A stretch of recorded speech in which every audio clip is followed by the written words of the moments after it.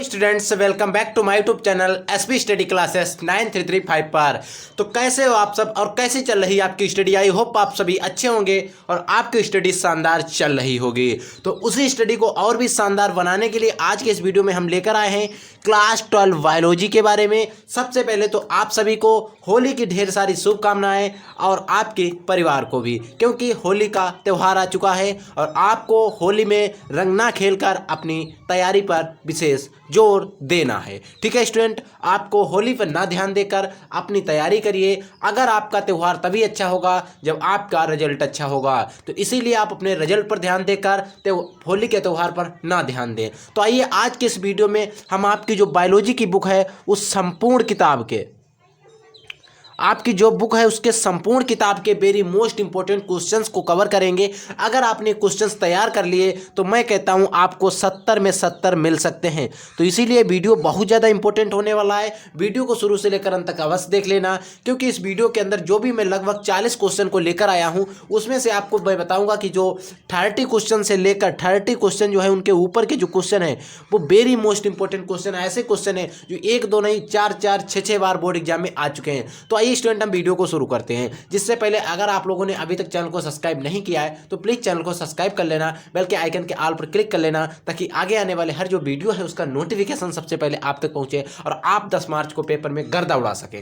देखिए स्टूडेंट, पहला क्वेश्चन आपको तैयार करना है कि भ्रूण कोष का विकास। देखिए क्वेश्चन आता है भ्रूण कोष का विकास या फिर आता है मादा एमकोद विधि का विकास। देखिए बात एक ही होती, चाहे आप कहें भ्रूण कोष का विकास और चाहे आप कहें मादा एमकोद विधि का विकास। आपको डायग्राम एक ही बनाना होता है इस तरीके से जो मैं बनाता हूं, जिसमें दो ध्रुवीय केंद्रक होते हैं, एक अंड कोशिका होती है, 2 सहायक कोशिका होती है, इस तरीके से जो मैंने, और 2 प्रत्यक्षी कोशिका। इस प्रकार के जो भी हमने एक डायग्राम आपको बनवाया था वही डायग्राम यहां पर आपको बताना है।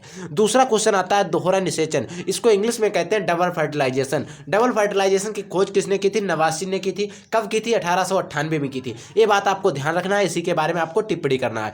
नेक्स्ट क्वेश्चन आता है परागण पर संक्षिप्त टिप्पणी करिए। देखिए परागण पर संक्षिप्त टिप्पणी बहुत बड़ा टॉपिक है और पूरी लगभग अगर आप देखेंगे तो एक बुक के लगभग 10 पेज से ज्यादा में ये टॉपिक दिया गया है। लेकिन मैंने कल वीडियो एक अपलोड किया था, लगभग उसमें 3 टॉपिक को मैंने कवर किया। उसमें परागण वाला एक ऐसा टॉपिक था जो हमने कवर किया है। अगर आपने वो वीडियो देख लेते हैं तो मैं कहता हूं आपको परागण से रिलेटेड कोई भी वीडियो देखने की आवश्यकता नहीं पड़ेगी, उसका लिंक आपको डिस्क्रिप्शन बॉक्स में मिल जाएगा। ठीक है, अब नेक्स्ट क्वेश्चन आता है नर या मादा जनन तंत्र का आपको सचित्र वर्णन करना है। आपको कोई एक अच्छे से याद कर लेना है और मेरी तो राय होगी जहां तक आप मादा यानी कि फीमेल रिप्रोडक्टिव ऑर्गन्स को तैयार कर ले। ठीक है, नेक्स्ट क्वेश्चन क्या है? देखिए नेक्स्ट क्वेश्चन है परिवार नियोजन की आवश्यकता क्यों है। देखिए मान लीजिए परिवार नियोजन की अगर हम बात करें तो ऐसे समझिए कि परिवार को नियंत्रण करना आवश्यक क्यों है और जन्म नियंत्रण के लिए प्रयोग होने वाली विभिन्न प्रकार के उपायों का वर्णन कीजिए। आपको इसमें एक अच्छा सा निबंध लिख के देना है आपको, और एक क्वेश्चन आपको मैं कहता हूं 5 नंबर से कम में नहीं आने वाला। इसी से रिलेटेड इसी पार्ट का एक नया क्वेश्चन आता है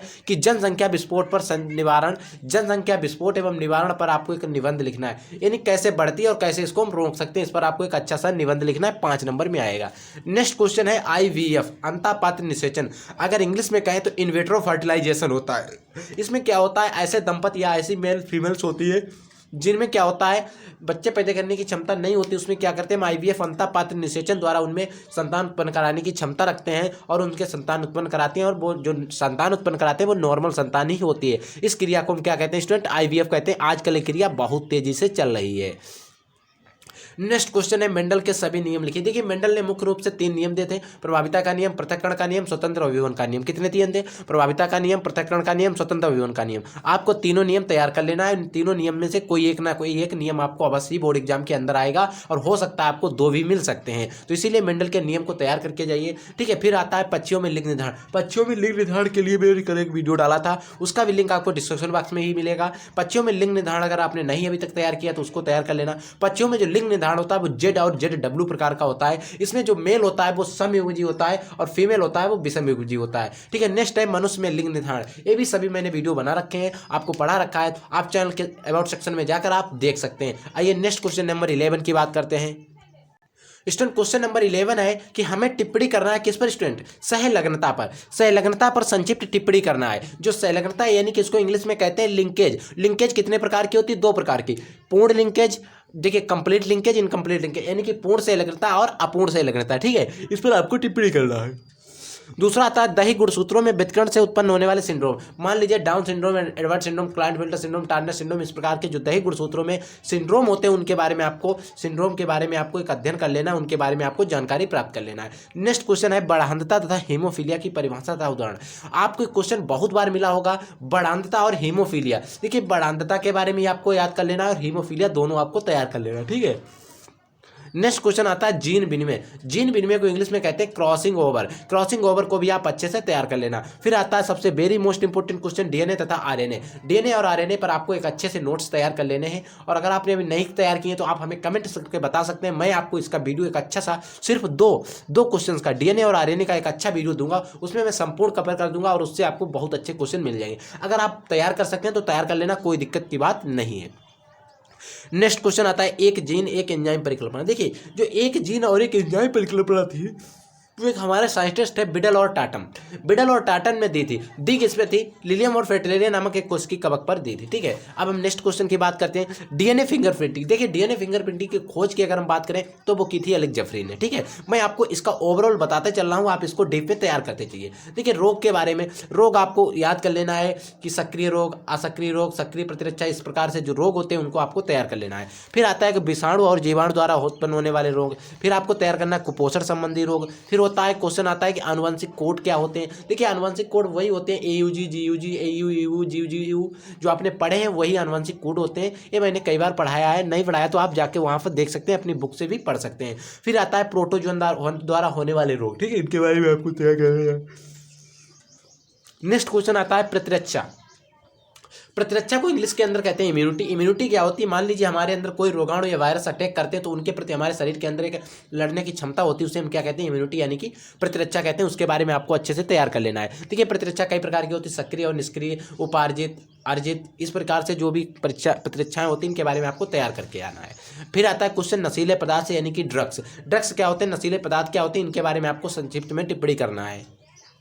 नेक्स्ट क्वेश्चन है क्वेश्चन नंबर 25 है बायोगैस या गोबर गैस पर संक्षिप्त टिप्पणी। बायोगैस या गोबर गैस पर आपको टिप्पणी करना है, ठीक है। एक आता है जैव प्रौद्योगिकी, बायोडाइवर्सिटी के बारे में आपको, ठीक है, इसके बारे में जैव प्रौद्योगिकी के बारे में आपको अच्छे से तैयार कर लेना है। फिर आता है RDNA तकनीक। RDNA तकनीक क्या थी, रिकॉम्बिनेंट डीएनए पुनर्योजक डीएनए तकनीक। ये भी एक बहुत अच्छा टॉपिक है और इस पर क्वेश्चन लगभग आपके बोर्ड एग्जाम में मिलेंगे ही मिलेंगे, ठीक है।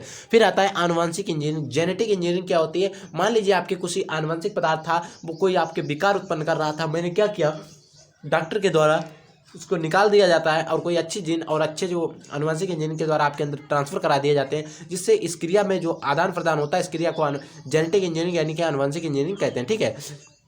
फिर बात आता है बायो रिएक्टर या जैव रिएक्टर के बारे में आपको टिप्पणी करना है। फिर आता है PBR 322 क्या है, PBR 322 P प्लाज्मिड से लिया गया है, B वोल्वर से लिया गया है, R रोड्रिगेज, जो 322 जो है क्रमांक नंबर है, ठीक है। इसके बारे में आपको तैयार कर लेना है। प्लाज्मिड पर संक्षिप्त टिप्पणी। प्लाज्मिड को जीन टैक्सी के नाम से भी जाना जाता है, प्लाज्मिड को जीन टैक्सी के नाम से जाना जाता है, ये बात आपको ध्यान रखना है। फिर नेक्स्ट क्वेश्चन क्या आता है, BT का कपास पर आपको संक्षिप्त टिप्पणी करना है। BT कपास पर आपको एक अच्छे सा नोट्स लिखना है, ठीक है। फिर आता है जीव तथा उनके बीच की पारस्परिक क्रिया। मान लीजिए सहजीविता, सहभोजिता, सौपकारिता, आदि सहयोग, सहजीविता, परजीविता, इस प्रकार के जो प्रतिस्पर्धा, जो भी इनके बीच पारस्परिक क्रिया है उनके बारे में आपको पढ़ लेना है। फिर आता है समस्थैतिक किसे कहते हैं, समस्थैतिक किसे कहते हैं। फिर आता है नेक्स्ट क्वेश्चन है जैव विविधता, बायोडाइवर्सिटी। बायोडाइवर्सिटी जैव विविधता कई प्रकार की होती है, आनुवंशिक जैव विविधता, जातीय जैव विविधता, पारिस्थितिक जैव विविधता। पहले बात आती है जैव विविधता ही क्या है। देखिए जैव विविधता क्या होती है, जैव जो आप और आपके पिता में जो भिन्नता पाई जाती है, आपके भाई बहन में जो भिन्नता पाई जाती है उसे हम कहते हैं जैव विविधता, और ये जो जैव विविधता कई प्रकार की हो सकती है। फिर आता है question IUCN, international union for conservation nature and natural resources, इसका फुल फॉर्म होता है क्या, इसके बारे में आपको टिप्पणी करना है। फिर नेक्स्ट और लास्ट क्वेश्चन है इस वीडियो का, राष्ट्रीय उद्यान क्या है। तो आई होप ये वीडियो आपको अच्छा लगा होगा। अगर आपको वीडियो अच्छा लगा हो तो आप हमारे चैनल को सब्सक्राइब कर लेना, बेल के आइकन के ऑल पर क्लिक कर लेना, ताकि मैं भी जो भी वीडियो अपलोड करूं आपके MP बोर्ड से रिलेटेड आपके पास नोटिफिकेशन सबसे पहले पहुंच जाए। तो स्टूडेंट आज के लिए बस इतना, हम लोग एक नए वीडियो में मिलेंगे नए टॉपिक के साथ, तब तक के लिए जय हिंद, वंदे मातरम।